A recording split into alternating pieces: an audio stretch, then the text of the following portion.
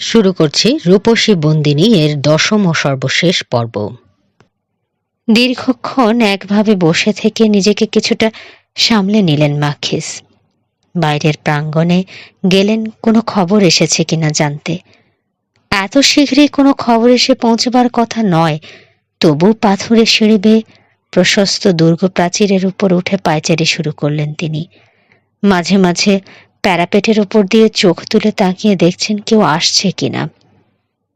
নভেম্বরের নরম রোদে ঘণ্টার পর ঘণ্টা পায়চারি করলেন বিধবা খবরের প্রতীক্ষায়।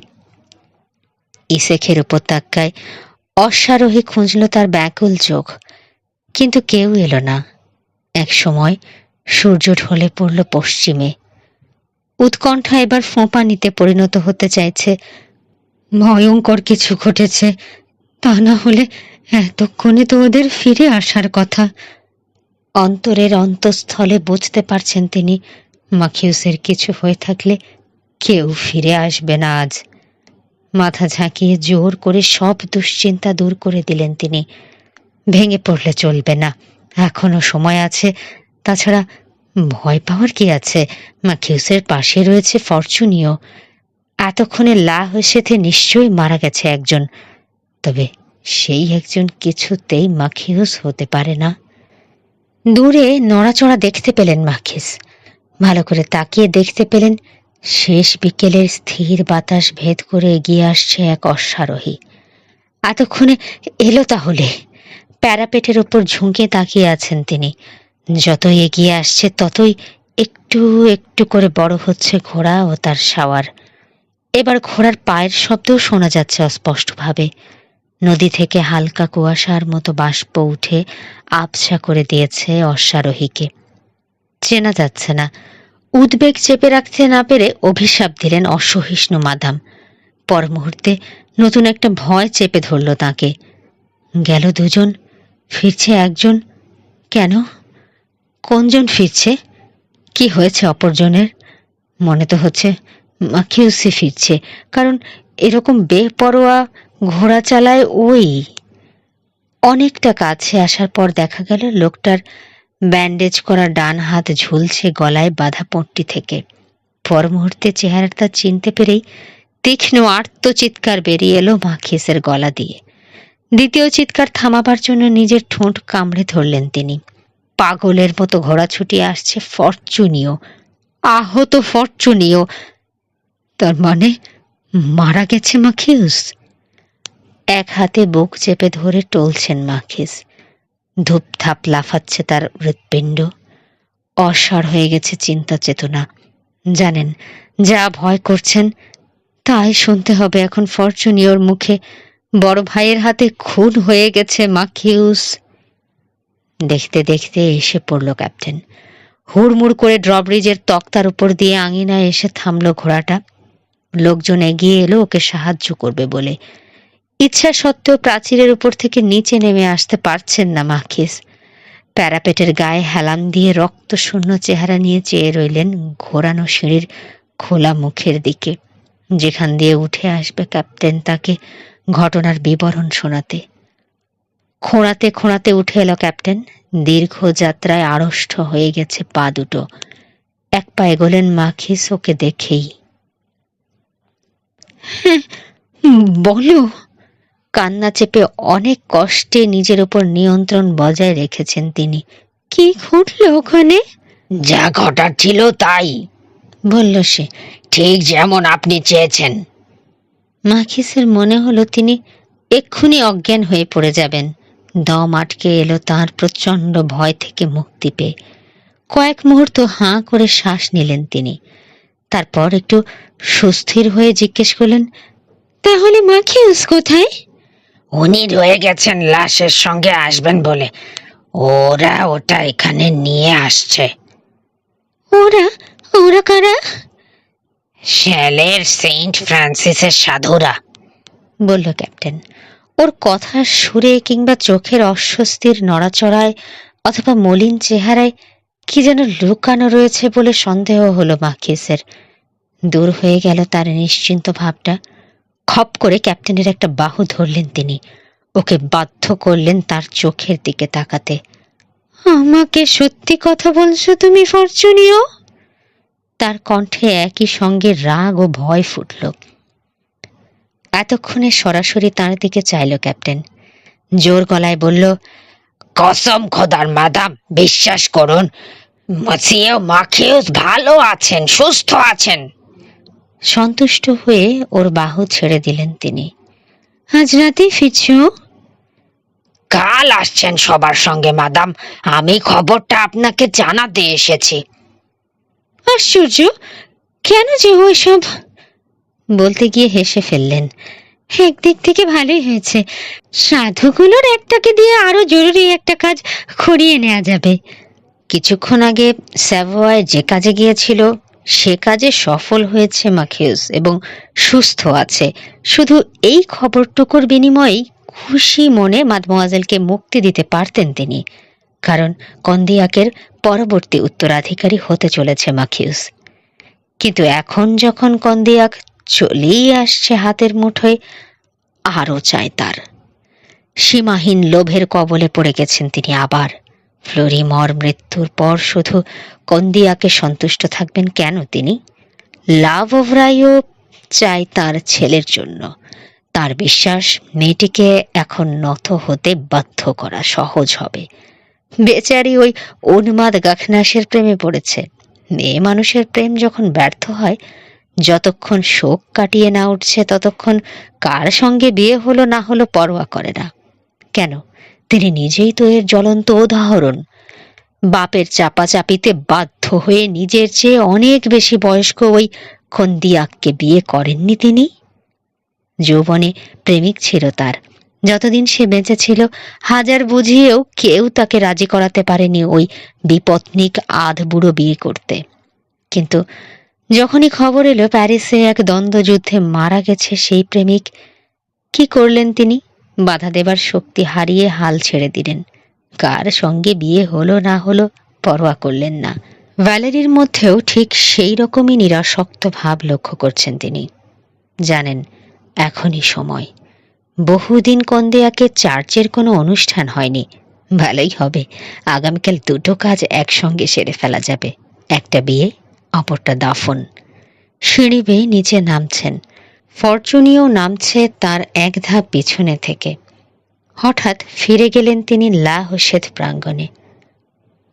সবকিছু ঠিকঠাক মতো হয়েছে তো? কিছু গোলমাল হয়েছে, বলল ফরচুনিও। মাখির সঙ্গে লোক ছিল। ব্যাপারটা ফ্রান্সের জমিতে ঘটলে খুব খারাপ হতে পারত ফলাফল।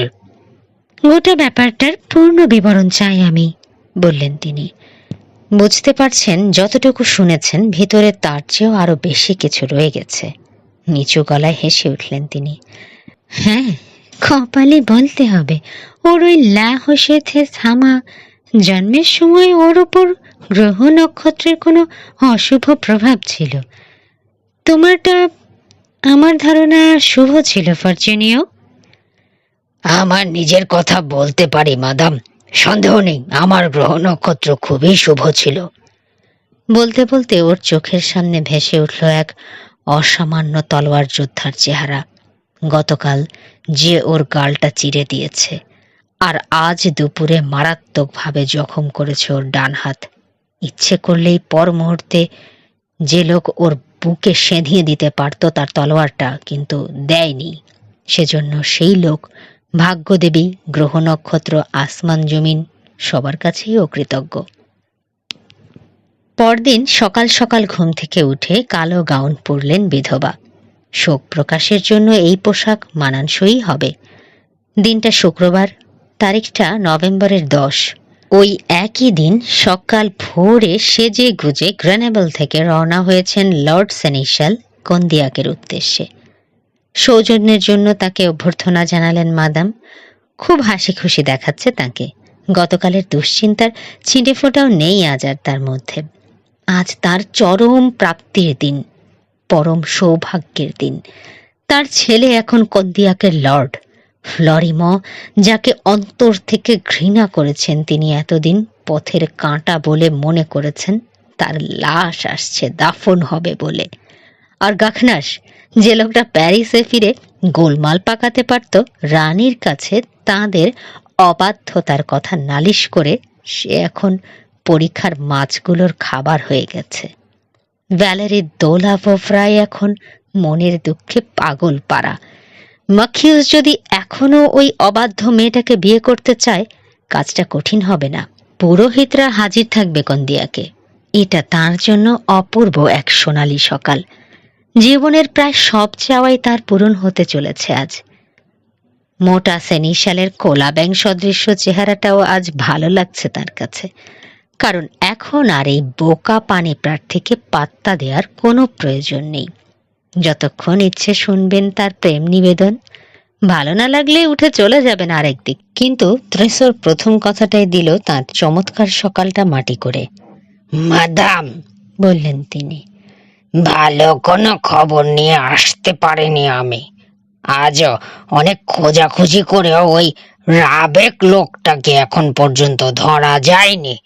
আমরা অবশ্য আশা ছাড়িনি, এখনো খোঁজাখুঁজি চলছেই। এক মুহূর্তের জন্য সুন্দর ভ্রুজোড়া কুঁচকে উঠল মাদামের। রাবেকের কথা একদম ভুলে গিয়েছিলেন তিনি, কিন্তু একটু চিন্তা করতেই বুঝতে পারলেন কোনো ক্ষতি হয়নি তাতে। হেসে উঠলেন তিনি। হালকা মেজাজে আছেন। সেনিশালকে নিয়ে চললেন বাগান হয়ে, অন্য দরজা দিয়ে ঢুকবেন ভেতরে। এমন গম্ভীরভাবে কথা শুরু করেছিলেন, আমার ভয়ই লেগে যাচ্ছিল।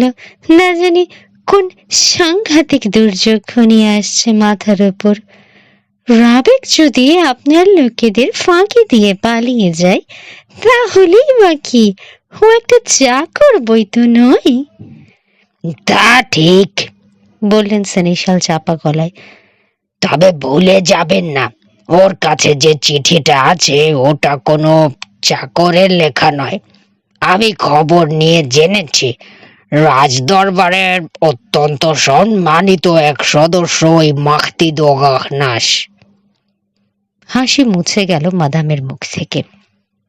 এত খুশি, এত আনন্দ, এই বিজয়, এই ইচ্ছা পূরণ ও প্রাপ্তির মুহূর্তে এই ত্রুটির কথা মাথায় আসেনি তার। তিনি ভেবেছিলেন একটা চাকরের কথার চেয়ে তার কথাকে গুরুত্ব দেয়া হবে অনেক বেশি। কিন্তু ওর সঙ্গে চিঠিটা থাকায় পরিস্থিতি তো অন্যরকম হয়ে যাচ্ছে। ওকে খুঁজে বের করতেই হবে ট্রেসো, বললেন তিনি তীক্ষ্ণ কণ্ঠে, নইলে ভেস্তে যাবে সব। মাখিসের পাশে থপথপ করে হাঁটছেন সেনিশাল। বললেন, চেষ্টার সামান্যতম ত্রুটি হবে না, সে ব্যাপারে নিশ্চিন্ত থাকুন।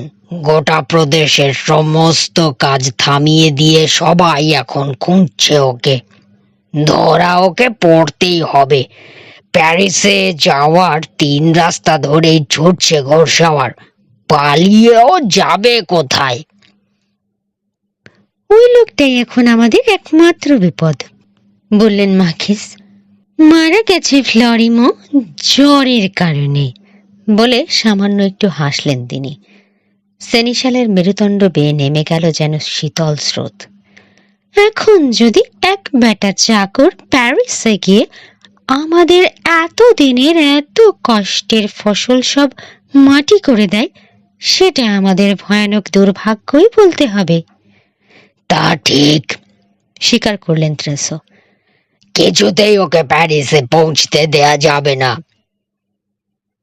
তারপরেও যদি চলে যায়, আমাদের একসঙ্গে থাকতে হবে। চিরকাল ক্লোজিলদে, চিরকাল, বললেন সেনিশাল। সুবন্ধু হিসেবে এ পর্যন্ত সব কিছুতে আমি তোমার পাশে থেকেছি, কি থাকিনি? আমি কি তা অস্বীকার করেছি? বললেন বিধবা কপট কুপিত কণ্ঠে। এবং প্রয়োজনে থাকবো চিরকাল। কথাটা শেষ করলেন ত্রেসো। মসিও দো গাখনাসের বিষয়ে তুমি কিন্তু আমার কাছ থেকে কিছুটা হলেও ঋণী আছো ক্লোচিলদে। আমি জানি সেটা, বললেন বিধবা। জানেন কি নিয়ে কথা বলছে কোলা ব্যাংটা। হাসি খুশি ভাবটা ঝিমিয়ে এলো তার। একবার ভাবলেন পষ্টাপষ্টি বলে দেবেন কিনা, বেটা ভাগুক এখান থেকে, কোনো পেতনির কাছে প্রেম নিবেদন করুক গিয়ে। কিন্তু কেন যেন মনে হলো আরো কটা দিন একে সহ্য না করলেই নয়, কারণ বলা যায় না, একে ব্যবহারের প্রয়োজন পড়তেও পারে। শুধু গাকনাসের ব্যাপারেই বোকা লোকটা তার সঙ্গে নিজেকে জড়িয়েছে তা নয়, গতকাল ঘটে যাওয়া লাহোশেথের ঘটনাতেও এ লোক জড়িত। ফরচুনিও যতই বলুক না কেন যে সবকিছু ঠিকঠাক মতো ঘটেছে, তার কাহিনীতে কিছু ফাঁক ফোঁকর আছে। যদি পরবর্তীতে কোনো প্যাঁচ লেগে যায়, সেনিশালের সাহায্য প্রয়োজন হতে পারে, তার যে গিট ছাড়াতে হবে। কাজেই মধুর হাসি হাসলেন তিনি, জানালেন তার ঋণ তিনি জীবনেও ভুলবেন না। তাই শুনে ত্রেসো যখন পুরস্কার দাবি করলেন, লাজুক কিশোরীর মতো হাসলেন মাখিস। তুমি তো জানো ত্রেসো, মাত্র 6 মাস হলো বিধবা হয়েছি আমি, মনে করিয়ে দিলেন তিনি কথাটা আবার। আমার অবুঝ হৃদয় তোমার প্রতি যতই আকর্ষণ বোধ করুক না কেন, এখনো কারো প্রেম নিবেদনে সাড়া দেয়া ভালো দেখায় না। আর আর 6টা মাস সময় দাও আমাকে প্লিজ। তখন আমাকে বিয়ে করবে তো? কথা দিচ্ছ? কাঁদো কাঁদো হয়ে এলো সেনিশালের গলাটা। বললাম না, কারো প্রেমে সাড়া দেব না এই 6 মাস, মানে আর কারো আর কি। গদগদে সেনিশাল বিধবার একটা হাত ধরলেন।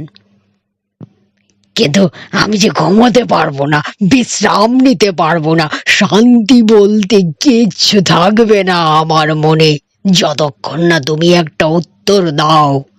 শুধু তোমার দেয়া একটা কথা, ব্যাস, তাহলেই বুঝিয়ে শুনিয়ে নিজেকে আমি সামলে রাখতে পারবো।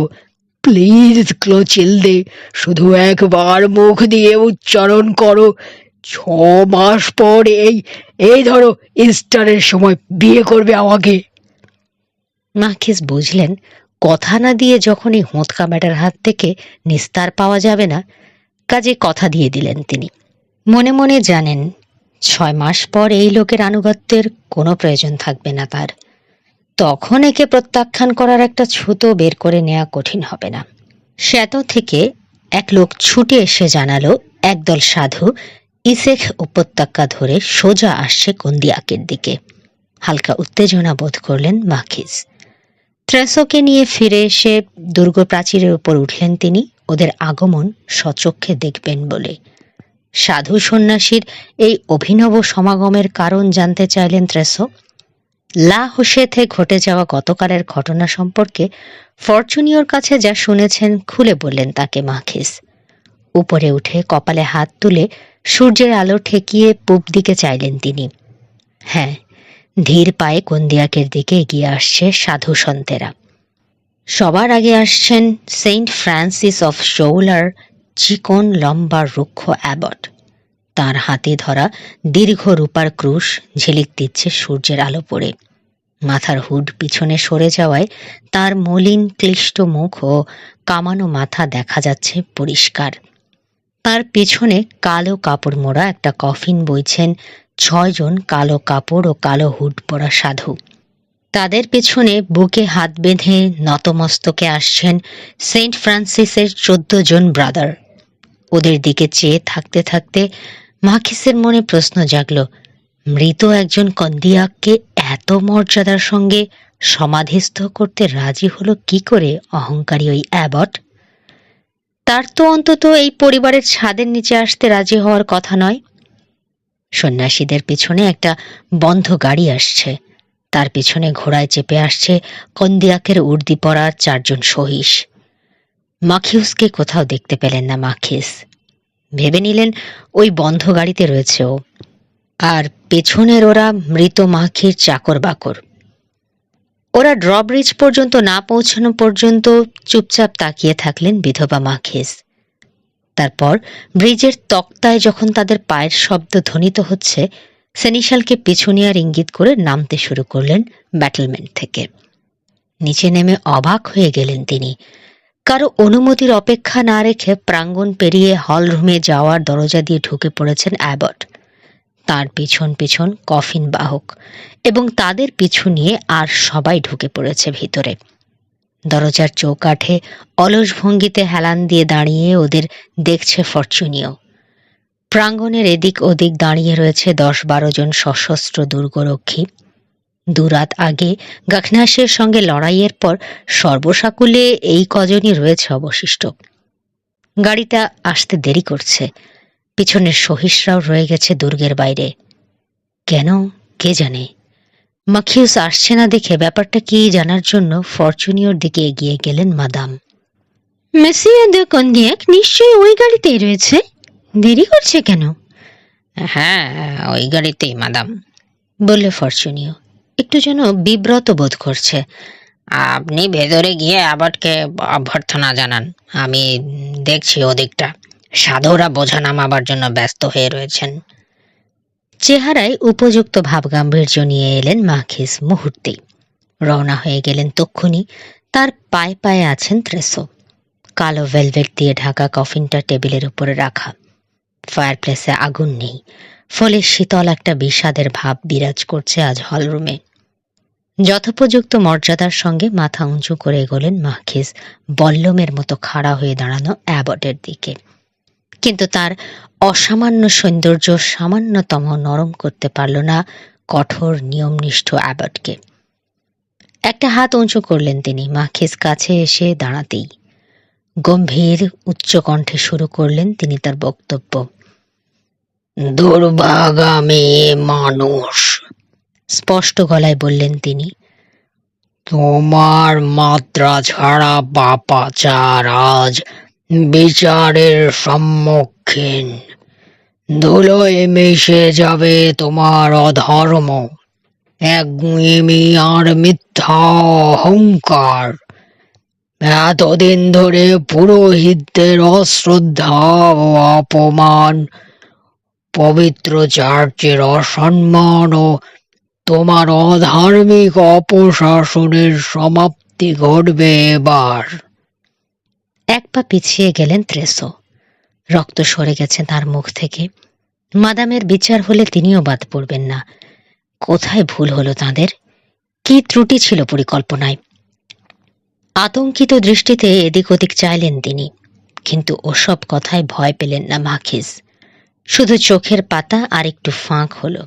রক্ত উঠে এসে রঙের ছোপ ফেলল দুই গালে।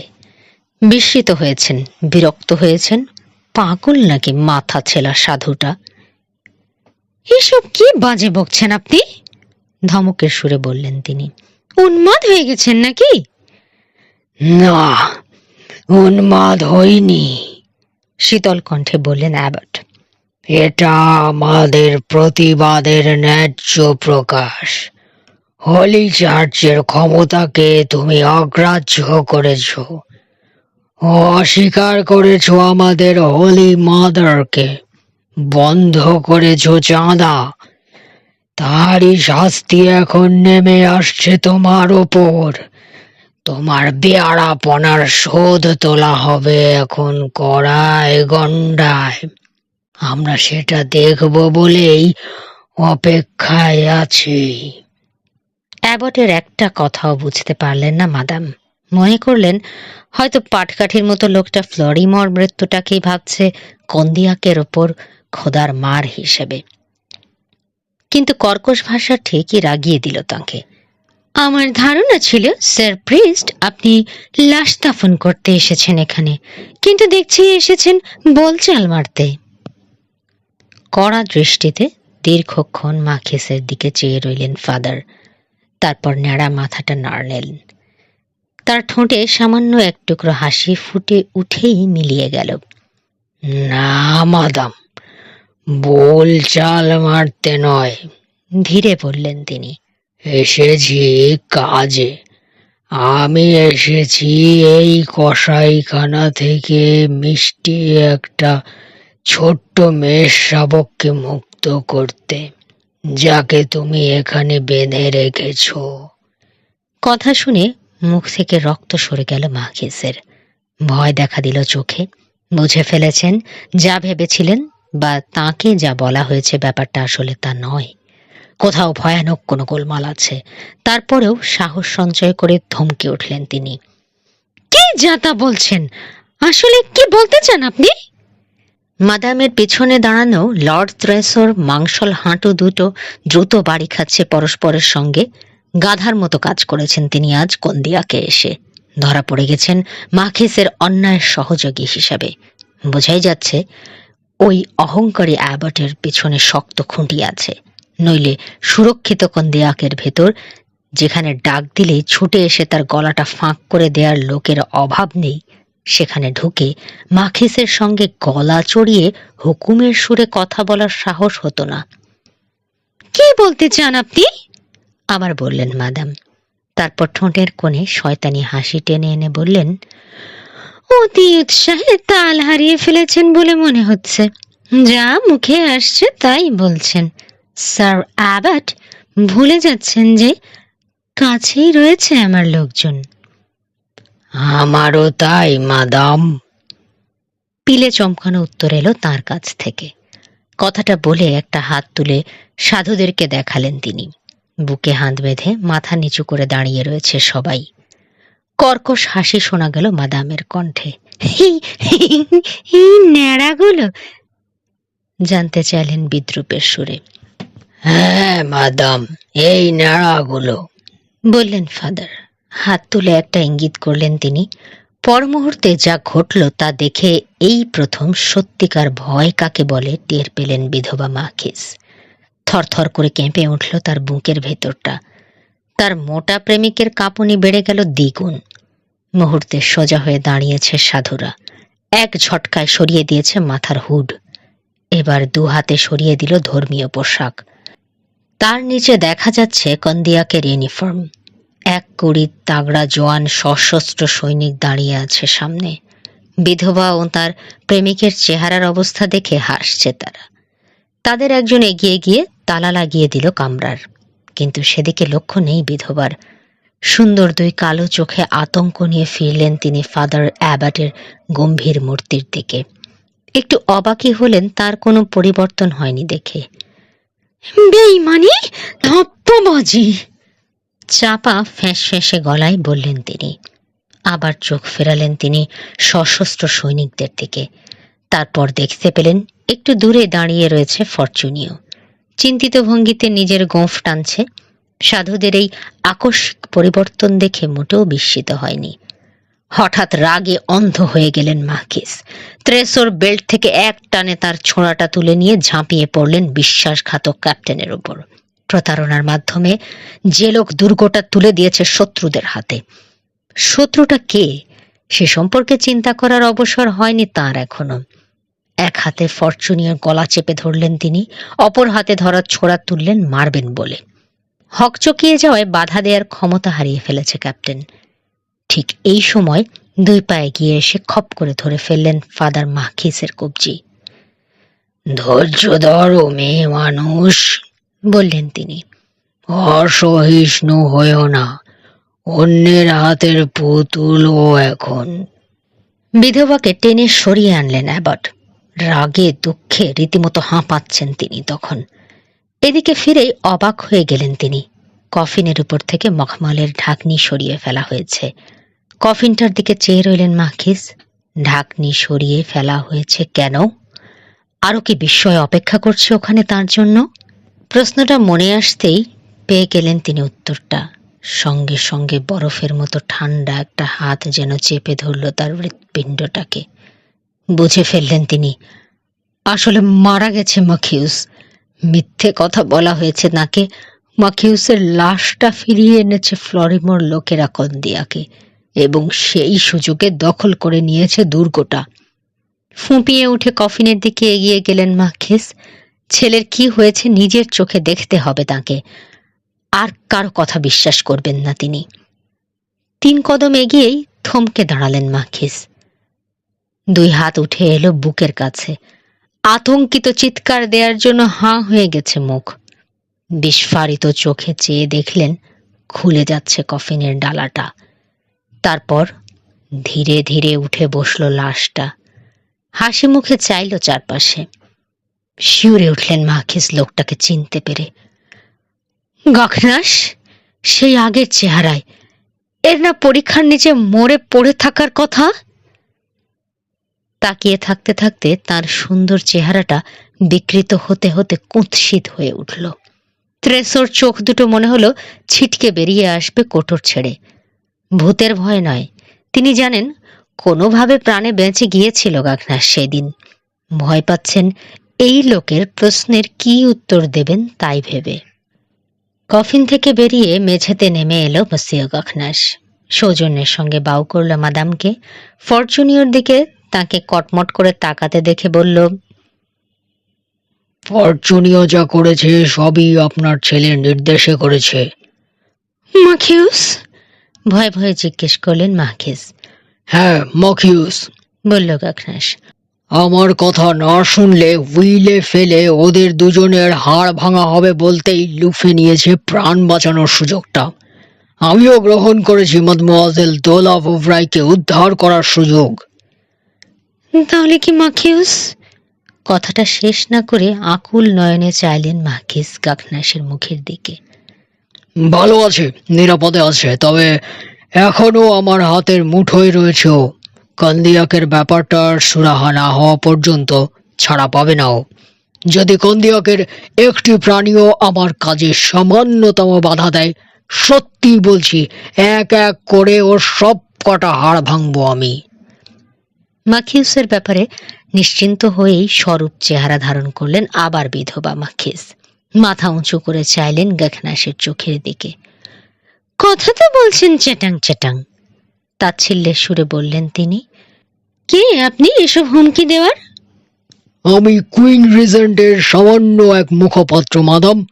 আমি যা হুমকি দিচ্ছি তাঁরই নামে দিচ্ছি। এ নিয়ে কাদা ঘাঁটাঘাঁটি না করলেই ভালো করবেন। এতে আপনার কোনো লাভ হবে না।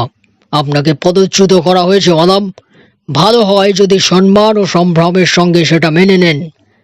আপনার উপদেশ খয়রাত করার কোনো দরকার নেই মেসিও। আমি জানি কি সে আমার ভালো। সূর্য ডোবার আগেই আমার উপদেশ আপনার কাছে মনে হবে অমৃতবাণী, বলল গাঘনাস মৃদু হেসে। মাখিদ কন্দিয়াক ও তার স্ত্রী এখনো লাহোসেতে অপেক্ষা করছেন। আমি আপনাকে বিদায় দেবার পর খবর দিলে বাড়ি ফিরবেন। তার স্ত্রী মানে? চেঁচিয়ে উঠলেন মাদাম। মানে তাঁর স্ত্রী, ইটালি থেকে স্ত্রীকে নিয়ে এসেছেন তিনি। তাহলে তাহলে তো মাখিউস। কথাটা অসমাপ্ত রেখে চুপ করে গেলেন মাখিস। কিন্তু তার বক্তব্য বুঝতে একটুও অসুবিধে হলো না গাঘনাসের। মাখির বিয়ের খবর শোনা মাত্র আবার মাখিউসের সঙ্গে ভ্যালেরিকে বিয়ে দেওয়ার চিন্তা এসে গেছে তার মাথায়। কিন্তু গাঘনাস অসমাপ্ত থাকতে দিল না কথাটা। না মাদাম, বলল সে, মখিউসকে অন্যত্র বউ খুঁজতে হবে যদি না মাদমোয়াজেল তাকে বিয়ে করতে রাজি হয়। সে সম্ভাবনা খুবই কম। অসহায় মেয়েটির ওপর জোর জুলুমের দিন তো শেষ। কাজেই ওই প্রলোভন মন থেকে দূর করে দেওয়াই উচিত হবে আপনার। হঠাৎই কঠোর হয়ে উঠল গাঘনাসের কণ্ঠস্বর। মাদমোয়াজেল দোলা ওভরাই ভালো আছেন মাদাম? মাথা ঝাঁকালেন মাদাম, উত্তর দিলেন না। ফরচুনিয়র দিকে ফিরল গাঘনাস। যান, ডেকে নিয়ে আসুন ওকে। একজন দরজার তালা খুলে দিল। বেরিয়ে গেল ক্যাপ্টেন। কামরার চারদিকে একবার নজর বুলিয়ে ত্রেসোর সামনে গিয়ে দাঁড়ালো গাঘনাস। তার দিকে চেয়ে হাসি মুখে মাথা ঝাঁকালো। তাই দেখে আরো ফ্যাকাশে হয়ে গেলেন সেনিশাল। দেখা হয়ে গিয়ে ভালোই হলো মাই ডিয়ার লর্ড সেনিশাল। তারা হলে আপনাকে ডেকে পাঠাতে হতো। ছোট্ট একটা ব্যাপারে আপনার সঙ্গে বোঝাপড়া আছে আমার। আপনার জন্যে এমনই ব্যবস্থা করতে যাচ্ছি যে এই মুহূর্তে হয়তো খুশি হয়ে উঠবেন আপনি, কিন্তু জ্বলে পুড়ে খাক হয়ে যাবেন বাকি জীবন। হাসি মুখে সামনে থেকে সরে গেল গাঘনাস। ভয়ঙ্কর লোকটার তরফ থেকে কি ভীষণ শাস্তি আসছে বুঝতে না পেরে মুখ শুকিয়ে আমসি হয়ে গেল ত্রেসর। কারণ স্পষ্ট জানেন তিনি যে কন্দিয়াকে অনুষ্ঠিত সমস্ত অন্যায়ের সঙ্গে অঙ্গাঙ্গিভাবে জড়িত, সেটা এই লোকের কাছে অস্বীকার করে কোনো লাভ হবে না। মনে হচ্ছে আমাকেও কিছু শাস্তি দেবার আছে আপনার মাসিও, গর্বিত ভঙ্গিতে জিজ্ঞেস করলেন মাখিস। ঠিক ধরেছেন, বলল গাঘনাস। আমার শর্ত মেনে নেওয়ার উপর নির্ভর করবে মখিউসের জীবন ও আপনার ভবিষ্যৎ স্বাধীনতা। কি সেই শর্ত? জানতে চাইলেন মাদাম। প্রথম শর্ত, 1 ঘন্টার মধ্যে আপনার সমস্ত লোক, এমনকি চাকর বাকর বাবুর্চি পর্যন্ত সবাইকে অস্ত্র জমা রেখে বেরিয়ে যেতে হবে কন্দিয়াক থেকে। আমাকে নিশ্চয়ই এখান থেকে বের করে দেবে না মাখি, বললেন মাদাম অনিশ্চিত ভঙ্গিতে। এই ব্যাপারে মাখির কিছুই করার ক্ষমতা নেই মাদাম। আপনার অবাধ্যতার ব্যাপারে কি ব্যবস্থা নেওয়া হবে সেটা রানীর এখতিয়ারে, আর রানীর প্রতিনিধি হিসাবে আমার এখতিয়ারে। আমি যদি আপনার যে কোনো শর্ত মেনে নেই মুসিও, তাহলে কি হবে? হাসলো গাগনাস, কাঁধ ঝাঁকালো, তারপর বলল, এর মধ্যে কোনো যদি নেই মাদাম। ইচ্ছায় হোক বা অনিচ্ছায় মেনে আপনাকে নিতেই হবে। যাতে মেনে নিতে বাধ্য হন সেটা দেখার জন্যই ফিরে এসেছি আমি সৈন্য নিয়ে। বাধা দিলে কচু কাটা হয়ে যাবে এখানকার সবাই। আপনার নিজের ভবিষ্যৎ অন্ধকার হয়ে যাবে। সবাইকে চলে যাওয়ার নির্দেশ দেবেন আপনি, তাহলে নিজেও চলে যেতে পারবেন এখান থেকে। বুঝলাম, কিন্তু কোথায় শুনি? কোন চলে যাব আমি? রাগের মাথায় পরিস্থিতি ভুলে চেঁচিয়ে উঠলেন মাখিস। বুঝতে পারছি মাদাম, যতটা যা শুনেছি যাওয়ার সত্যিই কোনো জায়গা নেই আপনার। তার বিরুদ্ধে ষড়যন্ত্র পাকাবার আগে, তাকে হত্যার পরিকল্পনা করার আগেই আপনার ভাবা উচিত ছিল একদিন হয়তো কান্দিয়াকের মাখির বদান্যতার ওপর নির্ভর করতে হতে পারে আপনাকে। কিন্তু এখন তো তার সাহায্য সহযোগিতার কথা চিন্তাও করা যায় না। রাস্তায় নেমে যেতে হবে আপনাকে, যদি না। এই পর্যন্ত বলে উপহাসের দৃষ্টিতে চাইল গাখনাস ত্রেসোর মুখের দিকে। আপনি আমার সঙ্গে যে সুরে কথা বলছেন, আক্ষেপ করলেন মাদাম, আজ পর্যন্ত কোনো মানুষ আমার সঙ্গে এত তাচ্ছিল্যের ভঙ্গিতে কথা বলার সাহস পায়নি। আপনার যখন ক্ষমতা ছিল তখন আপনি আমার সঙ্গে এমন ব্যবহার করেছেন মাদাম, যা করার সাহস আজ পর্যন্ত আর কোনো মানুষ পায়নি।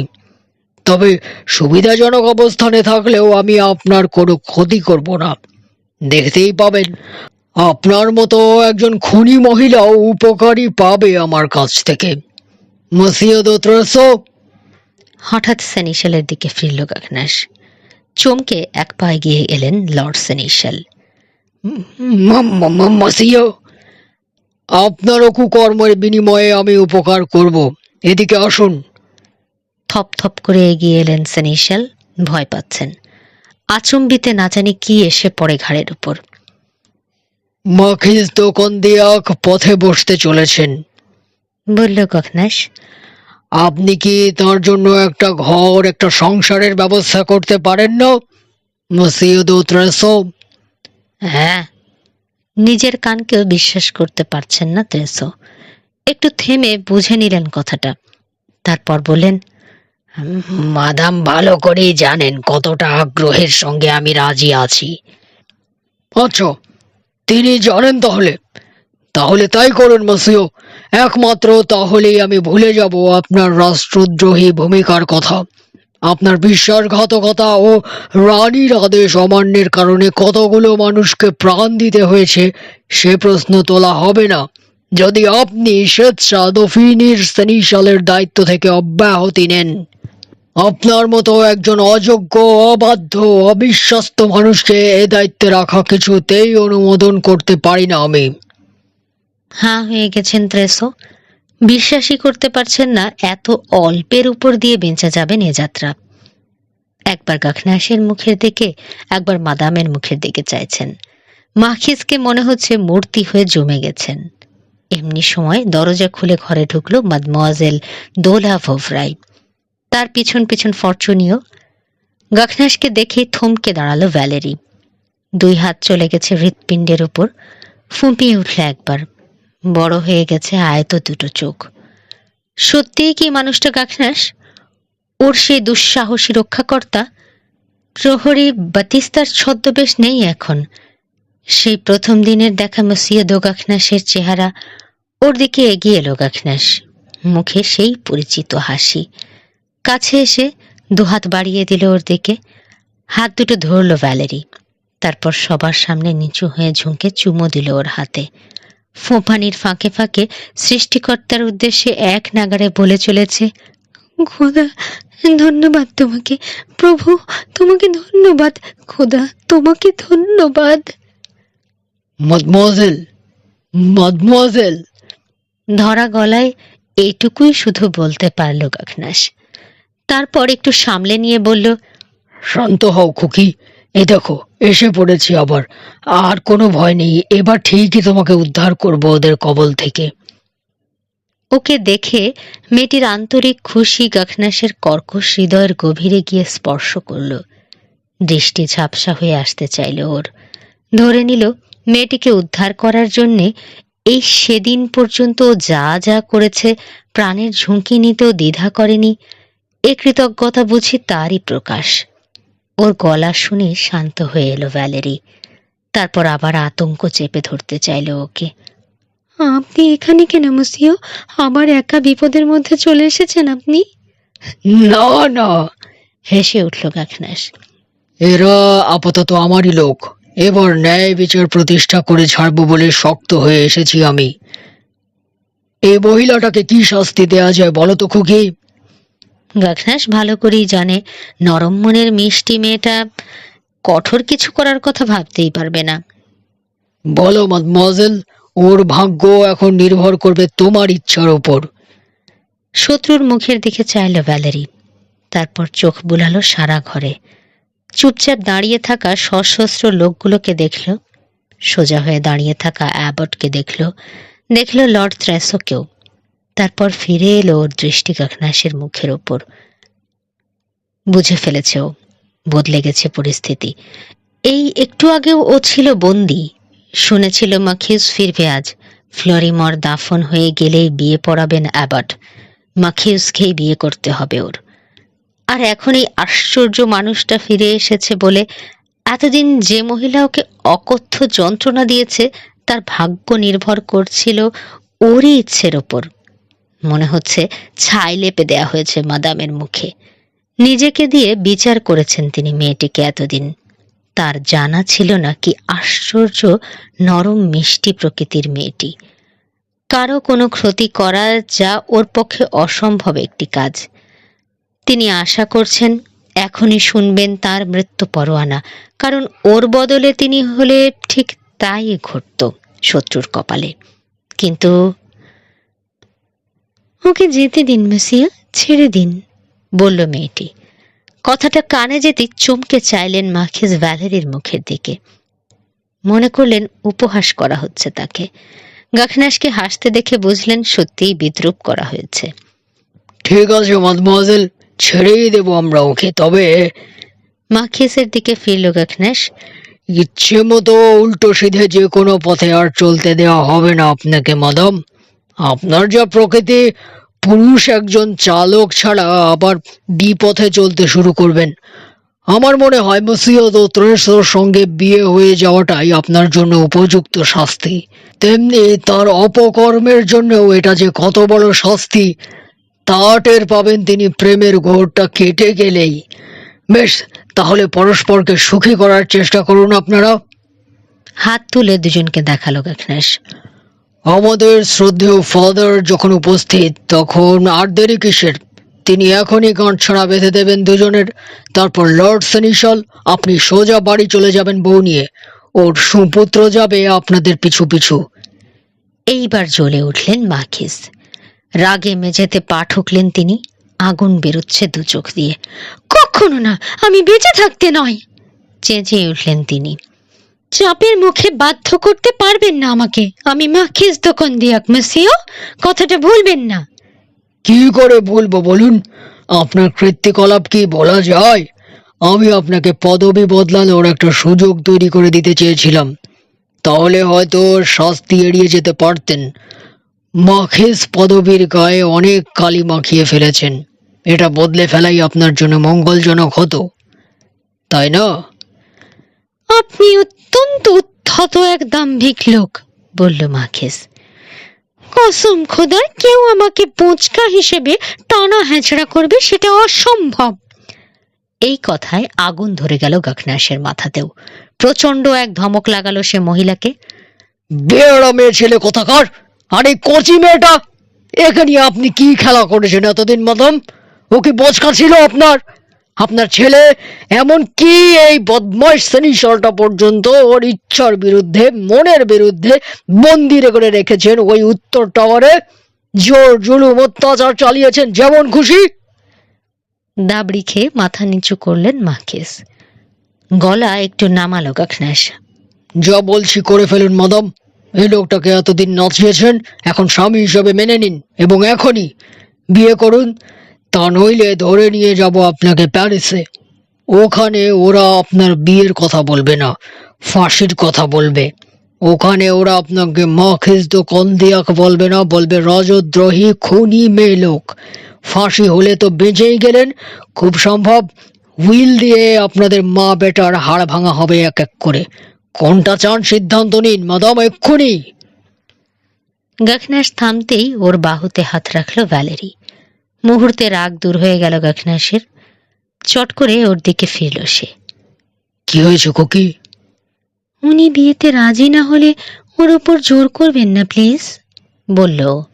উনি জানেন না, কিন্তু আমি তো জানি কি ভয়ঙ্কর অবস্থা সেটা, একটু ধৈর্য ধরো লক্ষ্মী মেয়ে, বলল গাখনাস হাসি মুখে। ওর হাসি দেখে মনে হচ্ছে ঝড় বৃষ্টির শেষে রোদ উঠেছে। ওর জন্য এটা কোনো ভয়ঙ্কর ব্যাপার নয়। এসব বলে লজ্জা ঢাকছেন। কথা দেয়া নেয়া হয়ে গেছে আগেই। তাছাড়া আমি তো জোর করছি না। দেখো, স্বেচ্ছায় বিয়ে করবেন উনি। তা না হলে তো প্যারিসে গিয়ে দাঁড়াতে হবে আদালতে, আসামির কাঠগড়ায়। সত্যিই বাগদান হয়ে গেছে বলছেন? কি ভ্রু নাচালো গাখনাস সেনিশালের দিকে চেয়ে। হয়েছে না মসজিদ সেনিশাল? হয়েছে মসিও। বললেন ত্রেসো। আমার নিজের কথা বলতে পারি, আমি এই মুহূর্তেই রাজি। তাহলে খোদার ওয়াস্তে হ্যাঁ না কিছু একটা বলুক ম্যাডাম। তাগাদা দিল গাখনাস। সারাটা দিন এই সামান্য ব্যাপার নিয়ে পড়ে থাকলে তো চলবে না। ভাবছেন মার্কিস। গাখনাসের উপর চোখ। মনে মনে ওজন করে দেখছেন কোনটা বেশি খারাপ, কোলা ব্যাং না প্যারিস। যদি শাস্তি কোনোভাবে এড়ানো যায় তাহলে কপালে তো সেই তুখাইনের খোঁয়াড়। এদিকে ত্রেসো লোকটা যত কুৎসিতই হোক, অন্তত ধনী। খুব বেশি দেরি হলো না তার সিদ্ধান্তে পৌঁছতে। কাজেই দাফনের জন্য ডেকে আনা অ্যাবট রানীর প্রতিনিধির অনুরোধে চট করে পড়িয়ে দিলেন বিয়েটা। ত্রেসোর উকিল হলো ফরচুনিও, আর অভিভাবক হিসেবে হাসি মুখে লর্ড সেনিশালের হাতে কোণে তুলে দিল মখতি মখি রিগোবেয়া মসিও দো গাখনাস। দাঁতে দাঁত চেপে সেটা মেনে নিতে বাধ্য হলেন অহংকারী মার্কিস। শুভ বিবাহ সম্পন্ন হলো। বিধবা মার্কিস দোকান দিয়াক হয়ে গেলেন কন্তেস দো ত্রেসো। এবার তাদের বিদায় দিল গাখনাস। যেমন কথা দিয়েছি মসিও দো ত্রেসো, আপনার অপকর্মের শাস্তি মৌকিফের ব্যবস্থা করব আমি। তবে আপনাকে সেনিশালের চাকরি থেকে পদত্যাগ করতে হবে এই মুহূর্তে, নইলে আমি আপনাকে বরখাস্ত করতে বাধ্য হব। সেটা আপনার জন্য ভালো হবে না। মাথা ঝাঁকালেন ত্রেসো। বুঝতে পেরেছেন কথার সামান্য নড়চড় হলেই মাথার উপর নেমে আসবে খাড়া। মাথা হেঁট করে ত্রেসোর সঙ্গে চলে গেলেন মাদাম। দর্প চূর্ণ হয়ে গেছে তার। তাদের পিছু পিছু বিদায় নিলেন ফাদার। ফ্লরিমোর লোকজনের সঙ্গে ফরচুনিও গেল বিধবার গ্যারিসনের বাকি লোকজনদের মাল সামাল গুছিয়ে নিয়ে বিদায় গ্রহণ নিশ্চিত করতে। মস্ত হল ঘরে এখন মাদমোয়াজেল দৌলা ভোভরাইয়ের সঙ্গে একা দাঁড়িয়ে মসিও দো গাখনাস। কিভাবে অপ্রিয় কথাটা বলবে বুঝতে পারছে না গাখনাস। কথাটা শোনা মাত্র মাদমোয়াজেলের চোখ থেকে দপ করে নিভে যাবে আশার আলো, কালো হয়ে যাবে সুন্দর মুখটা। বলতে তো ওকে হবেই, কিন্তু কিভাবে? নিজের মনটাও ভালো যাবে না। চিরবিদায়ের সুর বাজছে সেখানে। খালি কফিন রাখা টেবিলটায় হেলান দিয়ে দাঁড়িয়ে মসিও গাখনাসের এই অস্বস্তি লক্ষ্য করছে ভ্যালেরি। উপযুক্ত শব্দ খুঁজে পাচ্ছে না গাখনাস। মেয়েটি অবশ্য বলেছিল ফ্লরিমোর প্রতি কোনো বিশেষ আকর্ষণ তার নেই, সে তার বাবার ইচ্ছার মর্যাদা দিচ্ছে শুধু।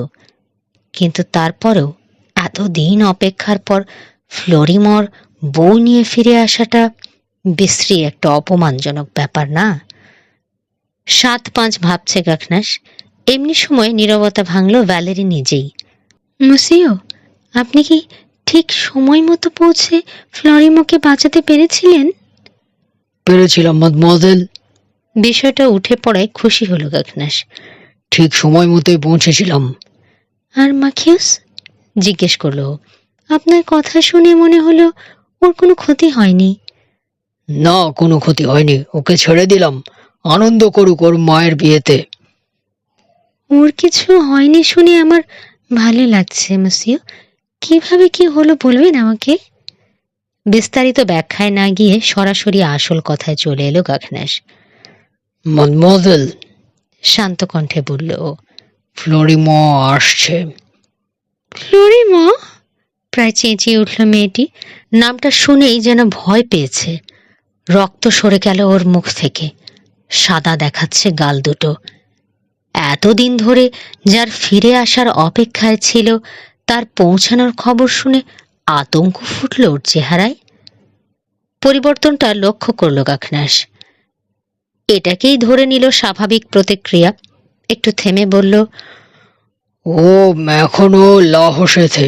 ওর সৎ মা ও ভাই কন্দিয়াক ছেড়ে চলে গেছে, খবর পেলেই চলে আসবে।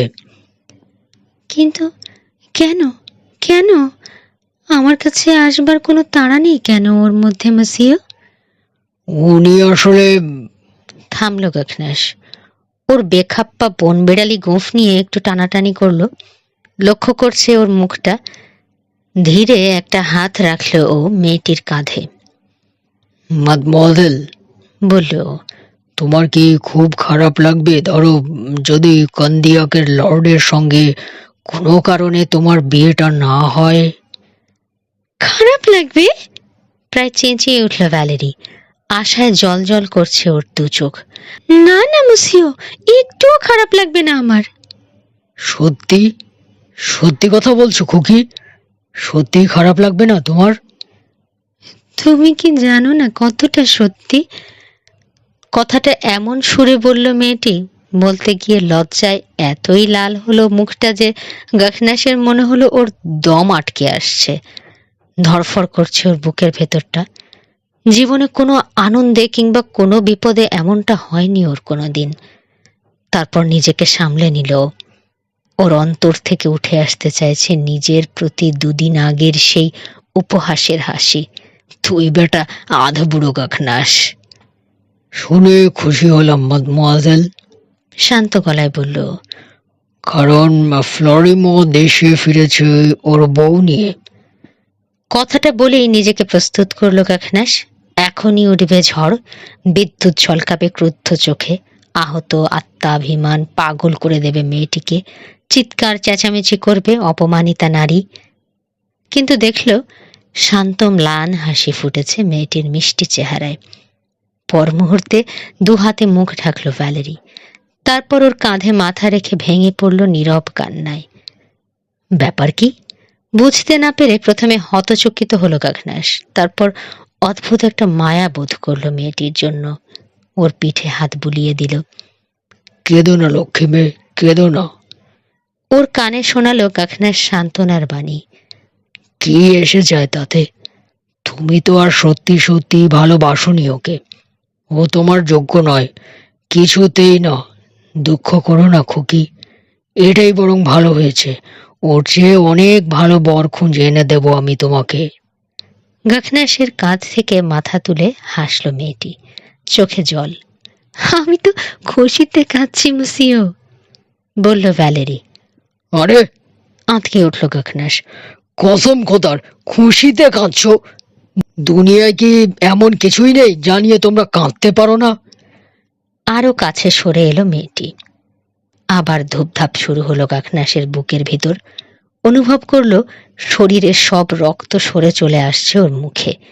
নরম গলায় জিজ্ঞেস করলো, আমার সঙ্গে প্যারিসে যাবে তুমি মাদমোয়াজেল?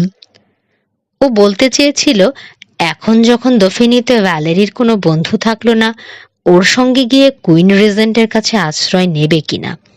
কিন্তু ভ্যালেরির মনে হলো ওর হৃদয় যা চায় ঠিক সেই কথাটাই জানাতে চেয়েছে গাখনাস। ওর বাদামি চোখ দুটো সরাসরি চাইল গাখনাসের নীল চোখে।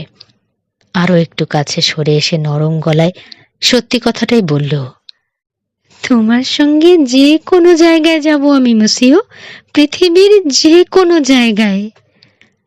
কথাটা শোনা মাত্র চমকে উঠল গাখনাস। ছিটকে সরে গেল দূরে। আর ভুল বোঝার কোনো অবকাশ নেই।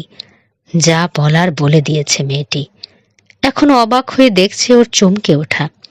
মেয়েটার সামনে পায়চারি শুরু করলো ও। একবার এদিক যায়, একবার ওদিক।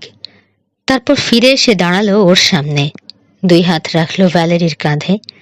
দেখছে ওকে। মাদমোয়াজেল, মাদমোয়াজেল, কান্নার মতো শোনালো ওর গলা। কি বললে তুমি আমাকে খুকি? না বললেই ভালো হতো বুঝি। মেঝের দিকে নেমে গেল ভ্যালেরির দৃষ্টি। আমার ধারণা ছিল তুমি জানো সব। আমার জন্য তুমি যা করেছ, দুনিয়ার আর কোন পুরুষ এতটা করেছে কোনো নারীর জন্য? তোমার চেয়ে বড় বন্ধু পেয়েছে দুনিয়ার আর কোনো মেয়ে? তাহলে আমার মনের কথা কেন বলবো না তোমাকে? ঢোক গিলল গাখনাস। দুনিয়ার তাবৎ খুন খারাপি দেখে অভ্যস্ত চোখে বাষ্প জমল। ভাঙা গলায় বলল, তুমি জানো না কি বলছো। আমি আমি তো বুড়ো একটা। বুড়ো? অবাক হয়ে চোখ তুলল ভ্যালেরি, যেন কথাটার কোনো সত্যতা আছে কিনা যাচাই করে দেখতে চায়। হ্যাঁ, বুড়ো। তিক্ত কণ্ঠে বলল, আমার পাকা চুল দেখো, আমার চেহারার ভাঁজগুলো চেয়ে দেখো। তোমার ভালোবাসার যোগ্য আমি নই খুকি। তোমার জন্য অনেক জোয়ান, অনেক ভালো ছেলে খুঁজে দেব আমি। পা থেকে মাথা পর্যন্ত দেখল ওকে ভ্যালেরি। ঠোঁটের কোণে হাসি ফুটল ওর। দীর্ঘ খাড়া পেশি বহুল এক সুপুরুষ, যার গোটা অস্তিত্ব থেকে শক্তির বিচ্ছুরণ দেখা যাচ্ছে। সে নিজেকে বুড়ো ভাবে কি করে? বীরত্ব, সাহস, দায়িত্বজ্ঞান, মহত্ব, কর্তব্যনিষ্ঠ এসব যদি ধরা যায়, এর চেয়ে বেশি কাম্য কেউ থাকতে পারে কোনো মেয়ের জন্য? তোমাকে ছাড়া আর কাউকে চাই না আমি, স্পষ্ট জানিয়ে দিল মাদমোয়াজেল। আরে, মেয়েটির অযৌক্তিক সিদ্ধান্তে দিশেহারা গাখনাস। আমি বদমেজাজি লোক, একটুতেই রেগে যাই। বলল, তাছাড়া এত বয়স হয়েছে, কিন্তু মেয়েদের ব্যাপার স্যাপার কিচ্ছু বুঝি না আমি, কিছুই জানি না। তোমার সঙ্গে পরিচয়ের আগে ভালোবাসা কাকে বলে তাই জানতাম না। কি পদের স্বামী হব আমি, তুমিই বলো। আমার আপত্তি না থাকলে তোমার অত ভাবনা কিসের? কিন্তু আমি তো তোমার যোগ্য নই ভ্যালেরি। আমি যদি এই তোমাকেই ভালোবাসি, তাহলে মাখতি। কয়েক মুহূর্ত ভ্রুকুঞ্চকে কড়া চোখে চেয়ে রইল গাখনাস অবুঝ মেয়েটির দিকে। তারপর মেঝেতে হাঁটু গেড়ে বসলো ওর সামনে, চুমু দিল ওর হাতে। সুন্দর এই ঘটনার মধ্য দিয়েই সমাপ্তি হলো রূপসী বন্দিনীর। এতদিন ধরে গল্পটি যারা শুনছেন, আপনাদের মতামত জানাবেন, কেমন লাগলো জানাবেন। সাথে থাকবেন, শুনবেন আরো অনেক অনেক গল্প বাই ঘাসফড়িং এর সাথে। ধন্যবাদ।